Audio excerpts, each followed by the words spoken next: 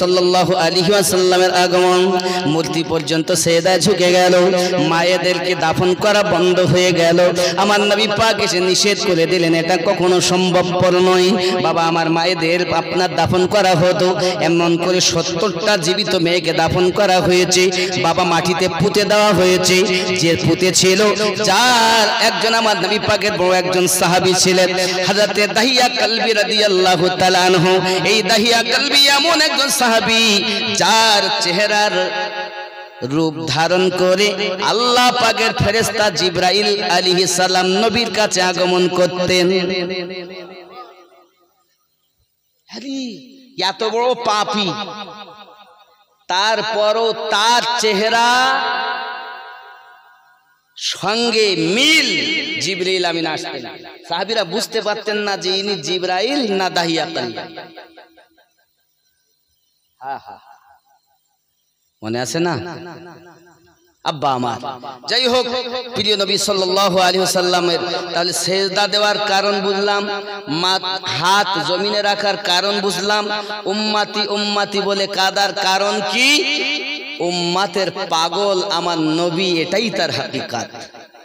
জোরে বলুন সুবহানাল্লাহ। আজও পর্যন্ত নবী আমাদের জন্য কাঁদছেন। আশিক যারা, তারা আমার নবীর কান্নার আওয়াজ শুনছেন, তাদের কানে বাজতেছে আমার নবীর কান্নার আওয়াজ।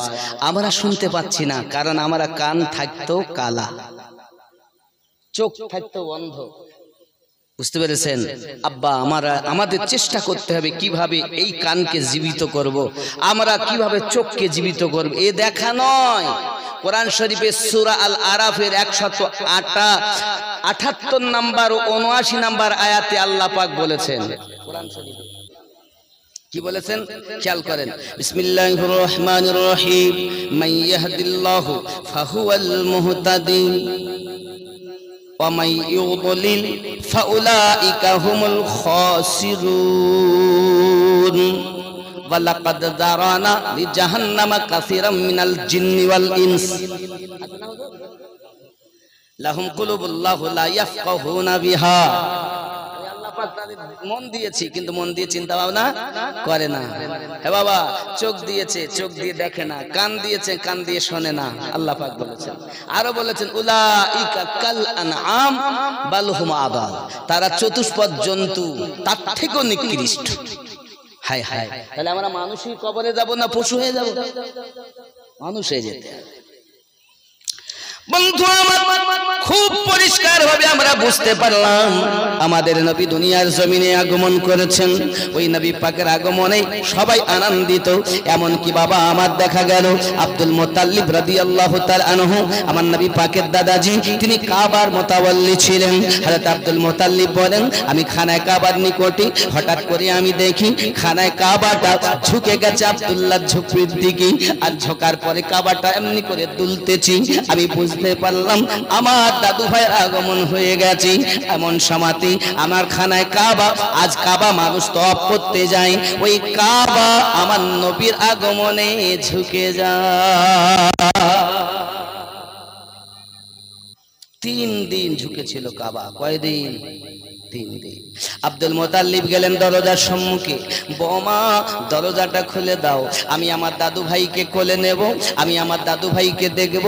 এমন সময়তে আপনার কি না, ওই দরজার তো খোলা হয় না, গায়েবী একটা আওয়াজ আসছে, আমেনা, পৃথিবীর সারজমিনে কেউ আমার হাবিবুল্লাহকে দেখতে পাবে না, কারণ পৃথিবীর সারজমিনে আমার হাবিবুল্লাহকে 3 দিন কেউ দেখতে পাবে না। আমার হাবিবুল্লাহ প্রথম দুনিয়ায় এই 3 দিন 7 আসমান জমিন আল্লাহর ফেরেশতারা আমার হাবিবের ভ্রমণ করাবে। আমার আপনার নবী দুনিয়ার জমিনে আগমন করার পর 3 দিন কেউ ওনাকে দেখতে পাইনি। এবং কি হযরত আব্দুল মুত্তালিব তিনি দরজার সম্মুখে দাঁড়িয়ে ধাক্কা দিলেন, বৌমা দরজাটা খুলে দাও না। ভিতর থেকে আওয়াজ আসছে, আব্বু গো, 3 দিন আমার সন্তানকে দুনিয়ার কোনো মানুষ দেখতে পাবে না, দুনিয়ার কোনো মানুষ দিদার করতে পারবে না। দাদু ভাই চিন্তা করতেছি, মানে আব্দুল মুত্তালিব চিন্তা করতেছেন, আমার দাদু ভাই আমি কোলে নেব, আমাকে ভিতরে যেতে দেবে না, এ কখনো সম্ভব নয়।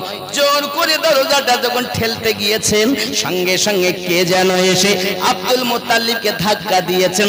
আব্দুল মুত্তালিব পড়ে গিয়েছেন, আর এক পড়াতে আব্দুল মুত্তালিব বোবা হয়ে গেছে। পড়েই আছে বোবা, জবান খোলে না, কথাই বলতে পারে না। এলাকার মানুষ দেখে আমাদের কাবার মোতাবাল্লি কারণ আব্দুল মুত্তালিব সম্ভ্রান্ত ব্যক্তি, খুব গুরুত্বপূর্ণ এলাকায় বড় সম্মান ওনার, সবথেকে উচ্চ মর্যাদাশীল উনি। তখন আব্বাজি আমার আব্দুল মুত্তালিবের হালাত দেখে মানুষ লোকজন জড়ো হয়ে গেছে। আব্দুল মুত্তালিব কথা বলতে পারেন না। আব্বা আমার 3 দিন কেটে গেল। হযরত আম্মা আমেনা দরজা খুললেন। আব্বা আমার দরজা খোলার পরে আওয়াজ আসতেছে, ওগো আমেনা, তোমার শ্বশুর আব্বাকে বলে দাও হাবিবুল্লাহর দুনিয়ায় আগমন হয়েছে, ওই হাবিবুল্লাহর আকিকা করবে, আকিকা করার পরে অটোমেটিক তার জবান খুলে যাবে। এখন প্রশ্ন জাগতে পারে, হুজুর দুনিয়ার মানুষের আকিকা হয়, রাসূল পাকের আকিকা হয়, তাহলে বুঝি একই রকম হয়ে গেল?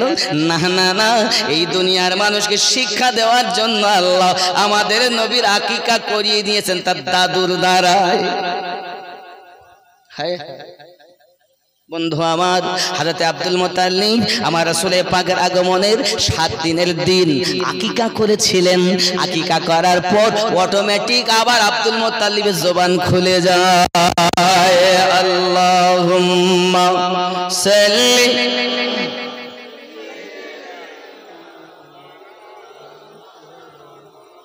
ওয়া আলা আলি সাইয়্যিদিনা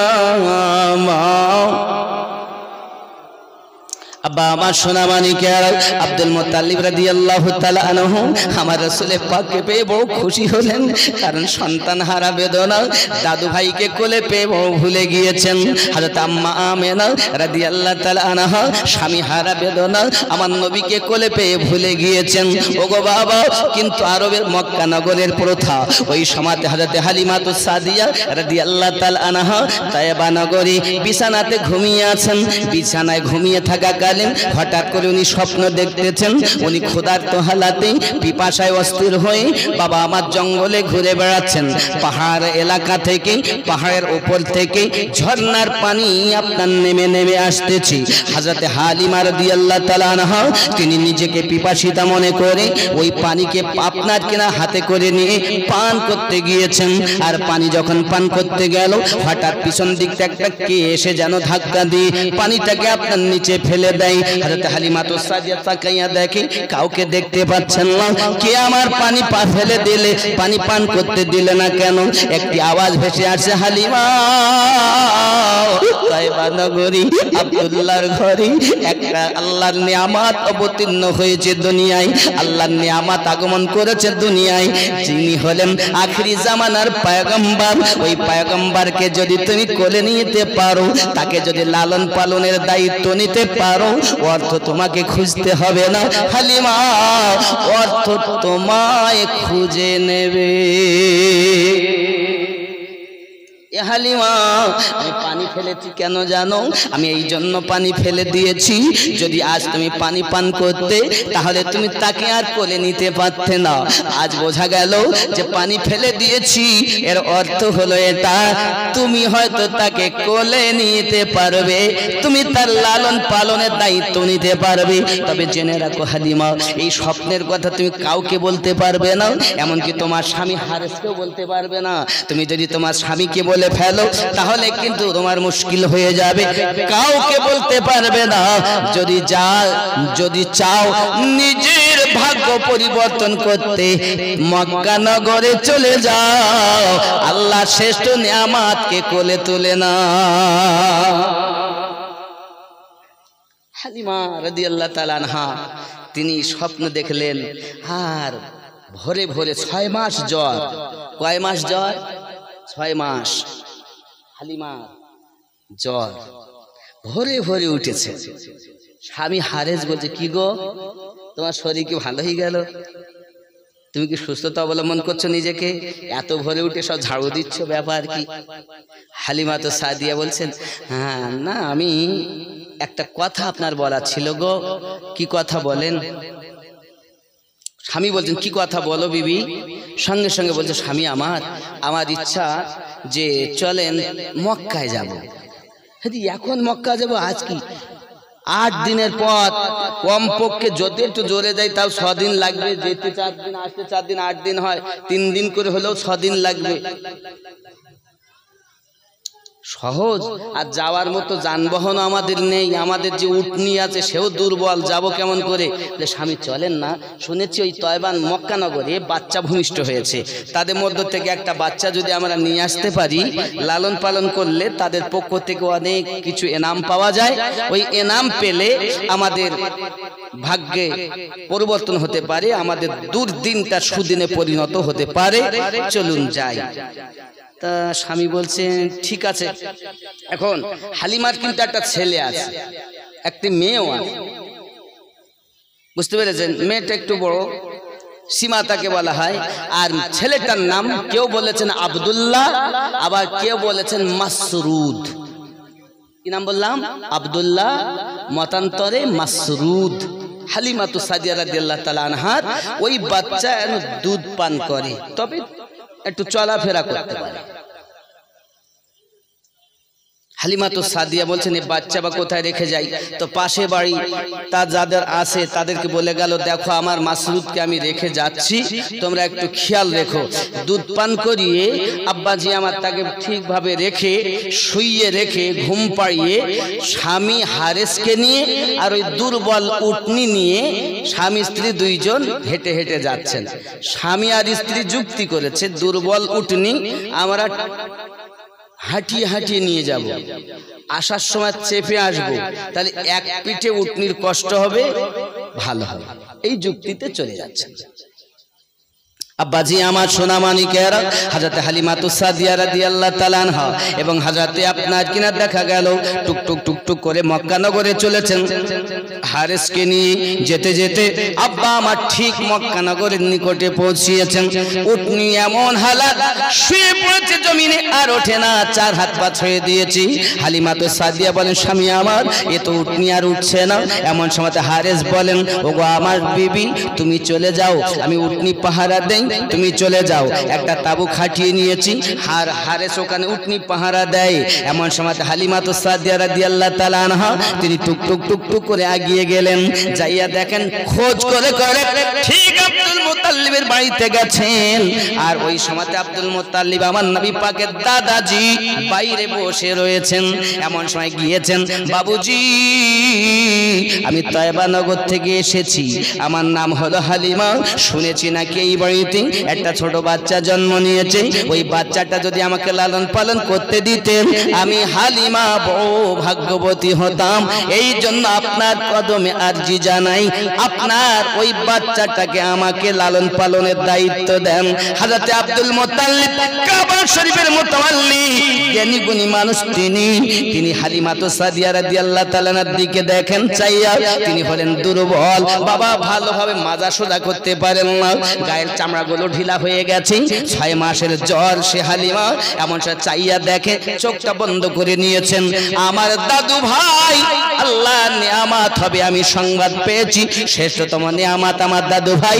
আর এমন একজন জীর্ণ শীর্ণ রোগাক্লিষ্ট দুর্বল মহিলাকে আমি লালন পালন করতে দিব না। এই মন্তব্য উনি চোখ বন্ধ করে নিলেন।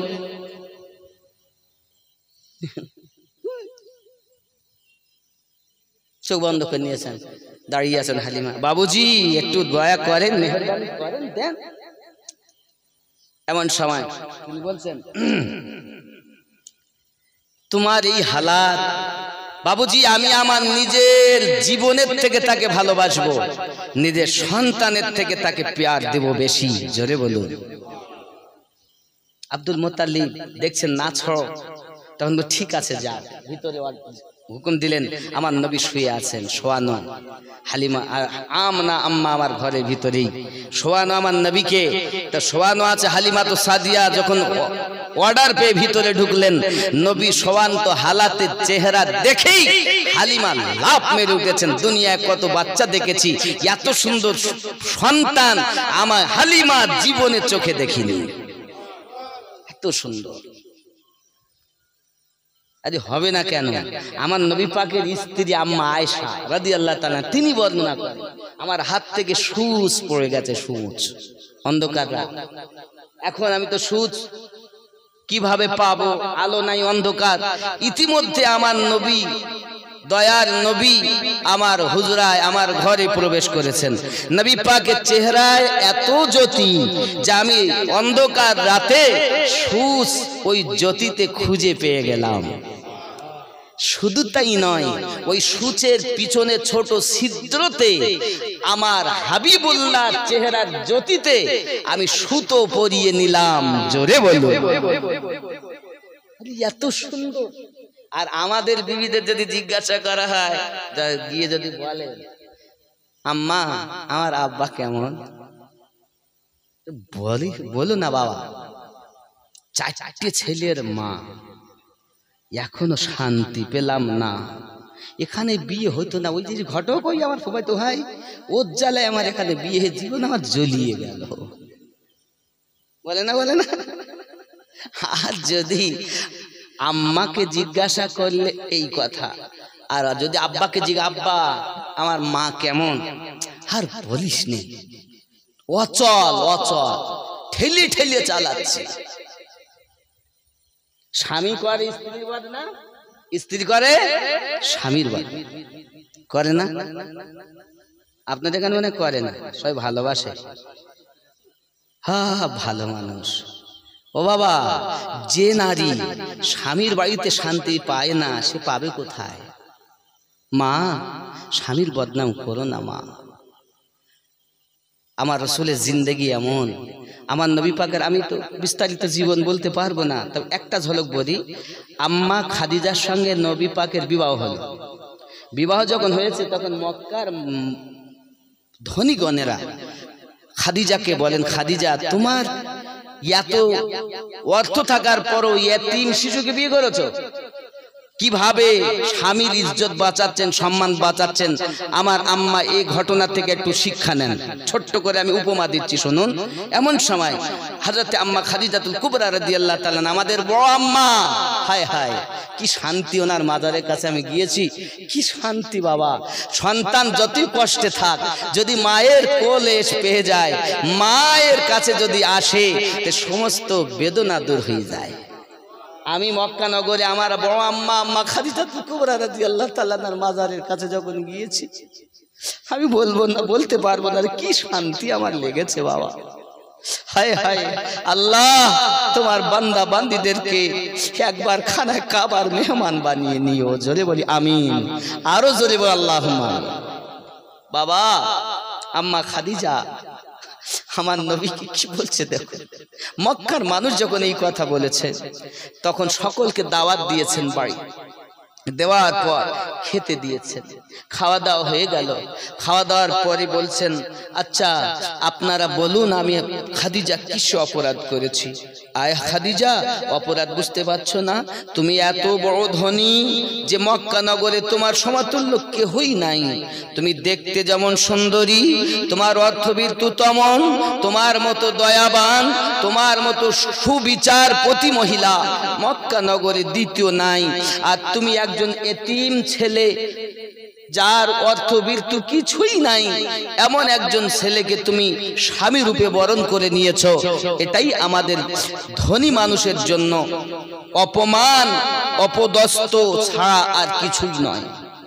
হালিমাতু সাদিয়া রাদিয়াল্লাহু তাআলা আনহা বলেন, হযরত খাদিজাতুল কুবরা আম্মা জান বলেন, যদি তাই হয় তাহলে আমার স্থাবর অস্থাবর সম্পত্তি সব আমি মুহাম্মদ সাল্লাল্লাহু আলাইহি সাল্লামকে দিয়ে দিলাম। আপনারাই বলুন, আমার মতো অসহায় দরিদ্র খাদিজাকে যদি আব্দুল্লাহ তনায় মুহাম্মদ সাল্লাল্লাহু আলাইহি সাল্লাম আমার মতো খাদিজাকে আশ্রয় দেয়, এটা আমার জন্য সৌভাগ্য কিনা? এই কথা যখন আম্মা জান বলেছেন, তখন মক্কা নগরের সব ধনীরা মুখ নিচু করে চলে গেছেন। আমার খাদিজা আম্মা রাদিয়াল্লাহু তাআলা আনহা আমার নবীর কদমে সব কুরবান করে দিয়েছে। সোনার গ্লাসে খাওয়া না খেতেন, পানি পান করতেন, সোনার চেয়ারে বসতেন। আম্মা জান এনার জীবনী দেখেন, একটা ঝলক আর একটা ঝলক ছোট্ট করে তুলে ধরি। মক্কা নগরে একদিন আবু জাহেল আমার নবীকে কাবার দেওয়ালে এইভাবে ধরে ধাক্কা মেরেছে। আমার নবীর কপাল ফেটে গিয়েছে। নবী পাকের কপাল মোবারক যখন ফেটে গিয়েছেন, আমার নবী টুকটুক করে বাড়ির দিকে রওনা দিয়েছেন। আপনারা যদি কখনো কাবায় যান দেখবেন খানায় কাবা, এই খানায় কাবার পরে পাবেন মাকামে ইব্রাহিম, ইব্রাহিম আলাইহিস সালামের কদমের চিহ্ন। ওর পরেই পাবেন জমজম কূপের নল। ওই জমজম কূপের নলের অপোজিটে আছে সাফা ও মারওয়া পাহাড়, দুই সাইডে। ওই সাফা ও মারওয়া পাহাড় অপোজিটে আবু জাহেলের বাড়ি, যেটাকে হাম্মাম খানা বলা হয়। আর ওই হাম্মাম খানার ওই পাশে হলুদ রঙের একটি ঘর, যেটি এখন লাইব্রেরি, সেটাই হলো আমার নবী পাকের জন্মভূমি। ওই ঘরে আমার নবী আম্মা খাদিজাকে নিয়ে আসেন। ও বাবা, আবু জাহেল কপাল ফেটিয়ে দিয়েছে। আমার নবী বাড়ির দিকে যাচ্ছেন।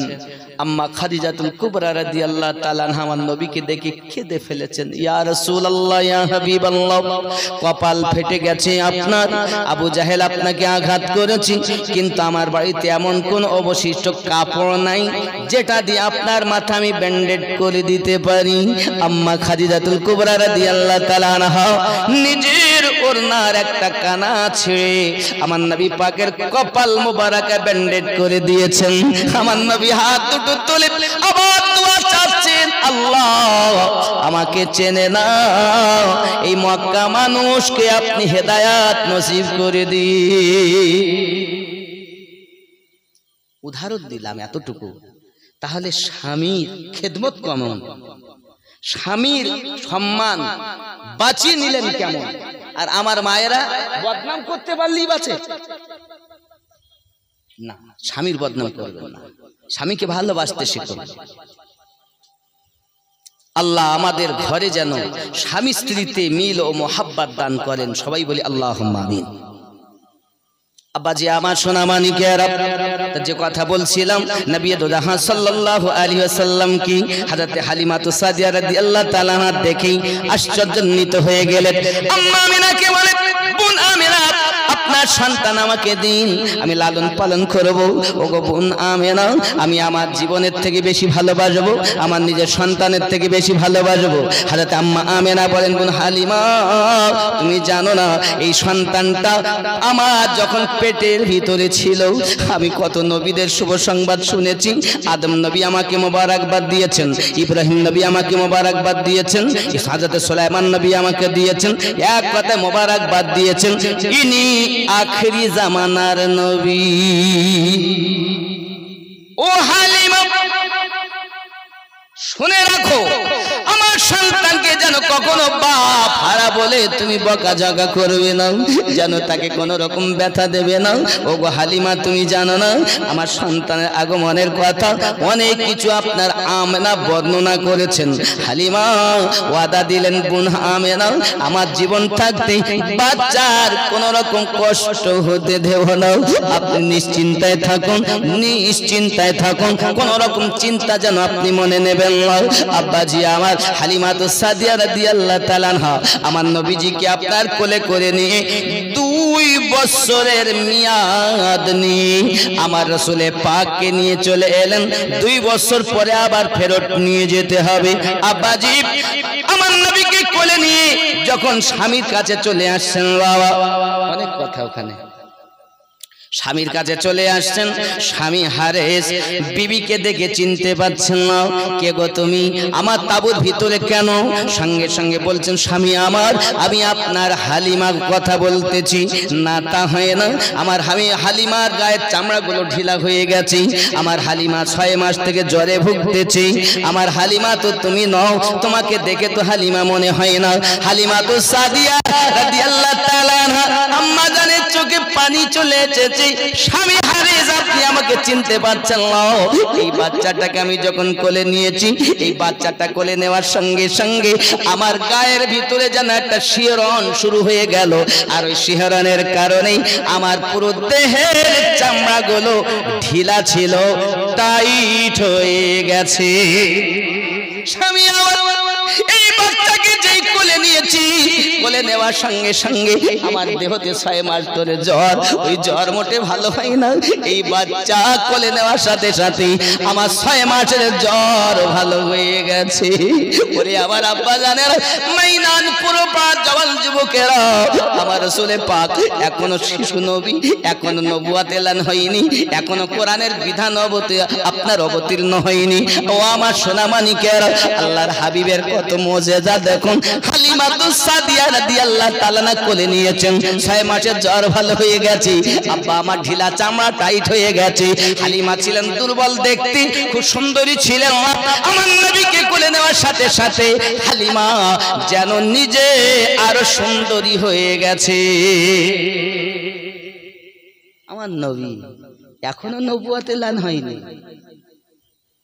জন্মের আরো অনেক বর্ণনা আছে, তার মধ্যে একটা আমি বলি আবার ছোট্ট করে একটুখানি। 1000 বছর আগুন নিভত না, আমার নবী যে আগমন করেছেন 1000 বছরের আগুন নবীর মিলাদ হওয়ার সাথে সাথে নিভে গেছে। অনেক বর্ণনায় আছে। যাই হোক, হালিমাতুস সাদিয়া রাদিয়াল্লাহু তাআলা আনহা স্বামী আর স্ত্রীতে আপনার আনন্দিত, দুইজনাতেই খুশি খুশি। এখন উটনির উপরে হালিমাতুস সাদিয়া চেপে গেছেন, উটনি বসে আছে। বাবা যেই না উঠেছেন নবীজিকে নিয়ে, সঙ্গে সঙ্গে উট উঠে দাঁড়িয়ে গেছে। এখন হারেস বলে কিভাবে আমি চাপবো? বলে তুমি লাফ মেরে চাপো, নইলে হাঁটলাম। উটনি এবার ছুটছে। যারা আরো সব এসেছিল না, ওই সময় আর ভালো করে শোনেন, ওই সময় যেদিন আমার নবী আগমন করেন, ওই সময় আরো 16টা পুত্র ওই মক্কা নগরে জন্ম নিয়েছিল। কিন্তু আব্দুল্লাহ ইবনে মুহাম্মাদুর রাসূলুল্লাহ সাল্লাল্লাহু আলাইহি ওয়াসাল্লাম শুধুমাত্র একজন ছিলেন। জোরে যারা আরো বাচ্চা নিতে এসেছিল না, তারা বলছে কি ব্যাপার হালিমা, তুমি আসার সময় ছিলে হেঁটে হেঁটে, দুর্বল উটনি, আর কি যাওয়ার সময় তুই এত দ্রুত যাচ্ছ, কি উটনি পাল্টে দিয়েছো নাকি? মক্কায় গিয়ে কি কিনে নিলে? হালিমাতুস সাদিয়া বলছেন উটনি পাল্টাই নাই, যাহা কিছু ঘটেছে এই শিশু বাচ্চার বরকতে। এখন তারা সব উটনিতে যেতে যেতে দেখতেছে, কেউ উট বা উটনির উপরে যাচ্ছে, আর দেখে হালিমাতুস সাদিয়ার কোলে যেন পূর্ণিমার চাঁদ ঝলমল করছে। এখন হালিমা তো দ্রুত চলেই যাচ্ছে, এরা বলছে হ্যাঁ সঙ্গে চল, তো কেউ পাশ ধরতে পারছে না। উনি আগেই, এখানেও নাচ শরীফ পড়া যায় সুন্দর, কিন্তু পড়বো না, আওয়াজও ভালো নাই আমার। বাবা আমার এখানেই এক দেখি চেষ্টা করি যদি বলতে পারি ভালো। पैदा हुए रसूल तो रहमत बरस पड़ी थी, आसमां से फर्श तलक नूर की झड़ी। दाएं हलीमा गोद में लेकर जो चल पड़ी, बीमार ऊँटनी में अजब जान पड़ गई। बाद सबा ने झूम के कानों में यूं कहा, हय अला सलाह हय अलल फलाह। इरशाद की बिरिया है ए फरमान मुस्तफा, हाँ फरमान मुस्तफा। हय अला सलाह हय अलल फलाह। ज़रा बोलो इस्लाम के आलम को उठाया हुसैन ने, बातिल के आगे सर न झुका या हुसैन ने। क्या चीज है नमाज बताया हुसैन ने, सिजदे में अपने सर को कटा या हुसैन ने। ये दश्त करबला, दश्त करबला से अभी आती है सदा,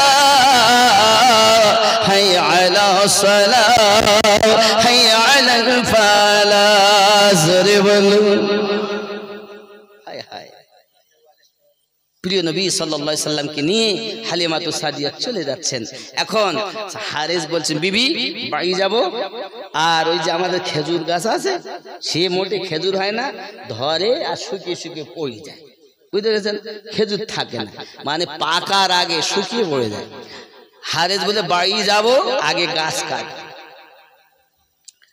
স্বামী বলছেন চিন্তার কারণ নেই স্বামী যখন এই কথা বলেন স্ত্রী বলছেন চিন্তা করবেন না বাড়ি তো চলেন তারপর কাটবেন এখন বাড়ির মুখোমুখি চলে গেছেন দেখে কিছু বাচ্চা ওই খেজুর গাছের তলায় খেজুর খুঁড়তেছে হারেস কি ব্যাপার এই আমার গাছতলায় বাচ্চা কেন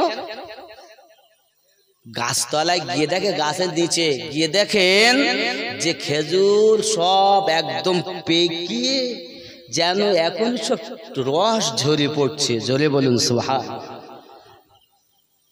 হারে সেই তো আশ্চর্য চোখ দাঁড়িয়ে যাচ্ছে হালিমা কি ব্যাপার এক সপ্তাহের মধ্যে কি হলো হালিমা তো বুঝতে পারছেন স্বপ্নে দেখেছিলেন হালিমা ওগো হালিমা যদি এই সন্তানকে তুমি কোলে পেতে পারো অর্থ তোমায় খুঁজতে হবে না অর্থ তোমায় খুঁজে নেবে হালিমা তো বুঝতে পেরেছেন হালিমাতু সাদিয়া রাদিয়াল্লাহু তাআলা কিছু বললেন না এমন সময়তে হারেস বড় খুশি ঘোড়া উটনি থেকে নেমে গেছেন আব্বা আমার হালিমাতু সাদিয়া আমার নবীজিকে নিয়ে বাড়ির ভিতরে ঢুকলেন আব্বা আমার বাড়ির ভিতরে ঢুকে চিন্তা করছেন আমার বেটা মাসরুদ মনে হয় কোথায় কই দেখতে পাচ্ছি না দরজা ঠেলে চিন্তা করছেন খেলাধুলাও তো বাইরে করতে দেখি না এক সপ্তাহ কোনো বাচ্চা ঘুমিয়ে থাকতে এক সপ্তাহ কোনো বাচ্চা ঘুমিয়ে থাকতে পারে আরে না তাহলে বাচ্চা দেখতে পাচ্ছি না ব্যাপার পাশের বাড়ি খোঁজ নিচ্ছে আমার মাসরুদ কোথায় তাহলে মাসরুদ কোথায় মানে যেখানে দেখেছেন সেখানে আছে হয়তো দেখে আমরা তো দেখিনি হালিমা বলে কি ব্যাপার এক সপ্তাহ আমার সন্তান বার হয়নি মারা গেল নাকি আর সেটা সন্দেহ হওয়া স্বাভাবিক সপ্তাহ পরে উনি আসছেন যদি না কেউ দেখে শুইয়ে রেখে গেছেন ঘুম পাড়িয়ে এসে দরজা ঠেলে দেখছেন মাসরুদ ঘুমিয়ে আছে জোরে বলে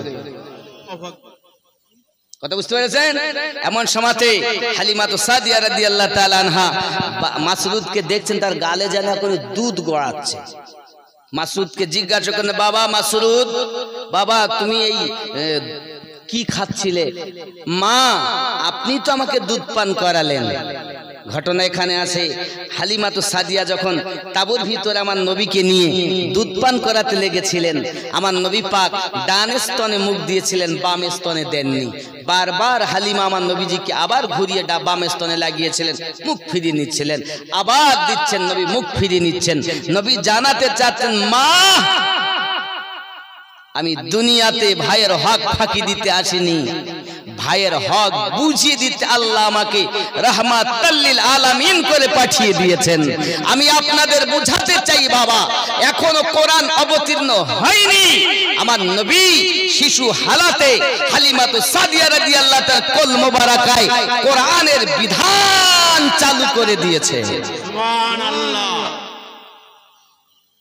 কোরআনের বিধান চালু হয়ে গেছে কোরআন তো পরে অবতীর্ণ হবে আব্বা আমার অনেকে বলছেন নবী 40 বছরে নবী হয়েছেন না বাবা আমিনুদ্দিন আপনাদের মাইনান পূর্বপাড়ায় আজকে এসেছে বলে আজকে থেকে আমিনুদ্দিন নয় ইতিপূর্বে তার জন্ম উত্তর 24 পরগনা জেলা হাসনাবাদ থানা মহিষপুকুর গ্রামে তার জন্ম হয়েছে আল্লাহর দয়াতে রাসূলের মায়াতে ওলি আল্লাহর কারামে মাইনান মানুষের দাওয়াতের গরমে বলার সুযোগ হয়েছে নাকি আজকে থেকে আমি আমিনুদ্দিন হইনি আমার নবী 40 বছর বয়সে নবুয়াত প্রচার করেছেন বলে নবী 40 বছরে নবী হননি নবী যখন কিছুই ছিল না আল্লাহর নিকটে আল্লাহ আর আমাদের নবী ছিলেন সুবহানাল্লাহ 40 বছরে উনি নবী হননি উনি নবুয়াত প্রচার করেছেন। যে নবী তখন থেকে যখন আসমান জমিন চাঁদ সিতারা আজ কুরসি লৌহ কলম রাত দিন হাওয়া পানি জান্নাত জাহান্নাম বাবা আমার Mecca Medina Iraq Iran Kuwait Turkistan Hooghly মাইনা নাই, আল্লাহর নিকটে আল্লাহ আছেন, নবী আছেন। সুবহানাল্লাহ। বোঝা গেল? জি। এখন হযরত হালিমা সাদিয়া রাদিয়াল্লাহু তাআলা আনহা খুশি সন্তানকেও সুস্থ। বাবু তুমি দুধ কিভাবে খেতে? হালিমা সাদিয়া যে দুধ আমার নবী পান করেননি, আমার আল্লাহ কুদরতি ভাবে হালিমা সাদিয়ার ওই দুধ ফিল্টার করে মাসরুদের গালে পৌঁছিয়ে দিতেন। সুবহানাল্লাহ। কিভাবে দিতেন বুঝতে সময় লাগে না, ইন্টারনেটের যুগে এখান থেকে যদি ওখানে যেতে পারেন, এই আল্লাহ পাকের দ্বারাই সবকিছু সম্ভব। জোরে বলুন। যদি বলেন হুজুর এ কি কখনো সম্ভব হয়? আচ্ছা আল্লাহ পারেন না? আমি একটা ছোট উপমা আপনাদের দিচ্ছি, একটা কোরআন থেকে। আচ্ছা দেখেন, সেকেন্ড সময় লাগবে না, কাজ হয়ে যাবে। আল্লাহর একজন নবীর নাম শুনেছেন, নবী সুলাইমান পয়গম্বর? শোনেননি? শুনেছেন না? অনেকে বলছে ওলি আল্লাহরও ক্ষমতা নেই। আরে বাবা বহু ক্ষমতা, আপনাকে জানানো হয়নি তাই আপনি বোঝেন। কোরআন শরীফে সূরা আন-নামাল, সূরা আন-নামাল আয়াত নাম্বার 39, 38-39 আপনি দেখুন। আল্লাহর নবী সুলাইমান পয়গম্বর দরবারে সদস্যদের বললেন, আমাকে কেউ সাহায্য করতে পারবেন? আপনাদের মধ্যে নবী একজন, আর উনি সাহায্য চাচ্ছেন। জিন দৈত্য মানব দানব সব তার তাবে। এমনকি এমন পয়গম্বর ছিলেন, বাতাসকে যদি পূর্বে চলছে বাতাস, সুলাইমান নবী বলতেন পশ্চিমে চলো, সঙ্গে সঙ্গে বাতাস পশ্চিমে চলতে লাগতো। জোরে বলে, এত বড় পয়গম্বর তিনি। তো সুলাইমান নবী বলছেন আমাকে কেউ সাহায্য করতে পারবেন? কি সাহায্য করতে হবে? তো বলছে হুজুর আমার সাহায্য করতে হবে এটাই যে সাবা নগর থেকে বিলকিস বেগমের প্রাসাদ এখানে এনে দিতে হবে। কথা বুঝেছেন? বিলকিস বেগমের প্রাসাদ এনে দিতে হবে। তখন জিনদের মধ্যে একজন উঠে বলল, হ্যাঁ পারবো আমি। পারবে? হ্যাঁ পারবো। কত সময় নেবে? তো হুজুর আপনি যে চেয়ারে বসে আছেন, ওই চেয়ার থেকে উঠে দাঁড়ানোর সাথে সাথে, দাঁড়ানোর আগে আমি আপনার কাছে এনে দেব ওই সিংহাসন। সুলাইমান নবী বলেন এতটা সময় আমি দিতে পারবো না। কোরআন শরীফ বলো, আমি সূরা আন-নামাল আয়াত নাম্বার 39 পাঠ করছি, দেখেন।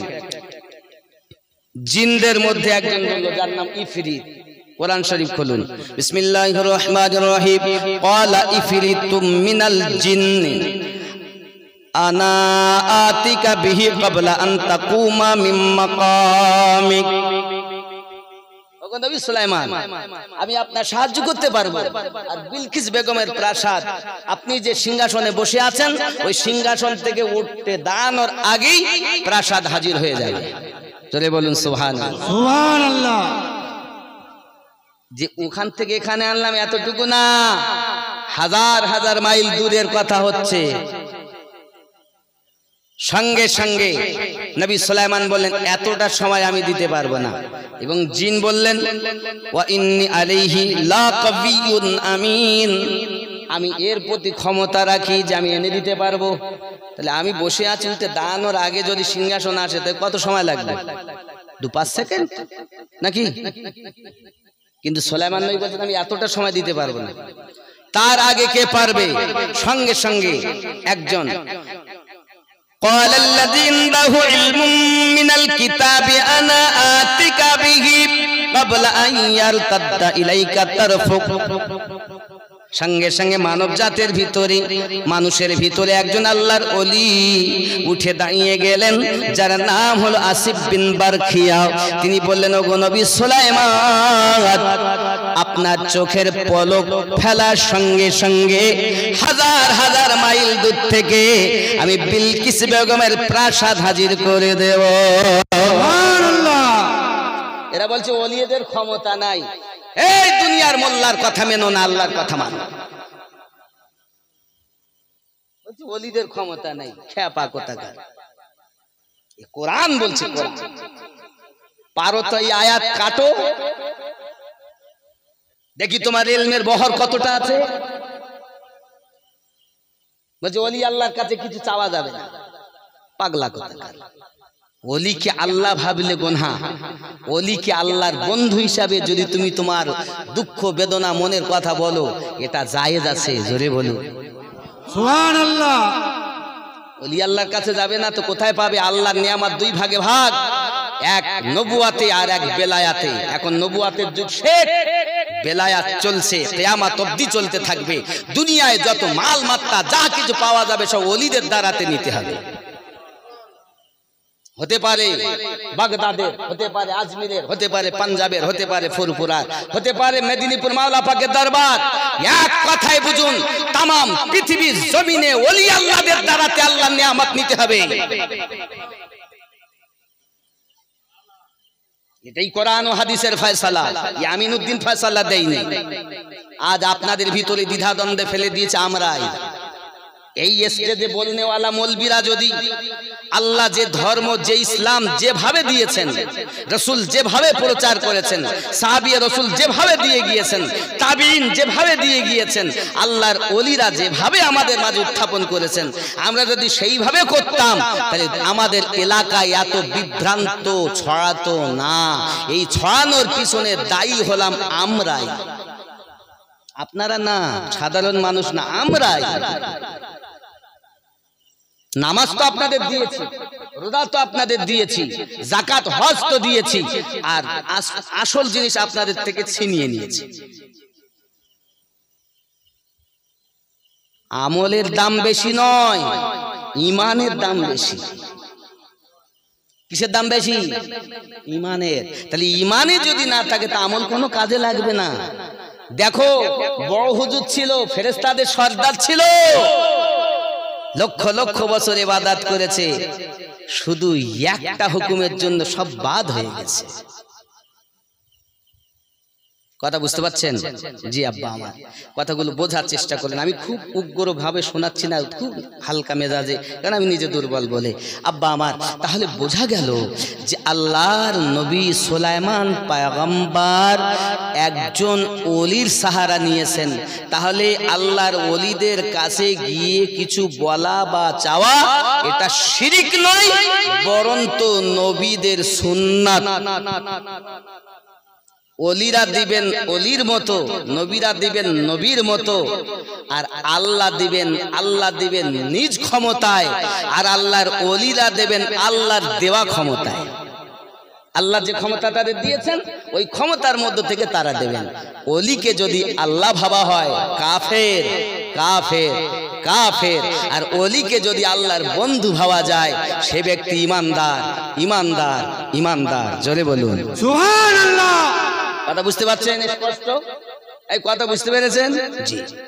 তাহলে ওটা হলো ওসিলা। এখন বোঝা গেল এটাই, সেকেন্ডের মধ্যে পলক ফেলতে যে দেরি। পলক ফেলতে কত সময় লাগে? চোখের পলক ফেলতে কতক্ষণ লাগে? 1 সেকেন্ডও, ঠিক কিনা?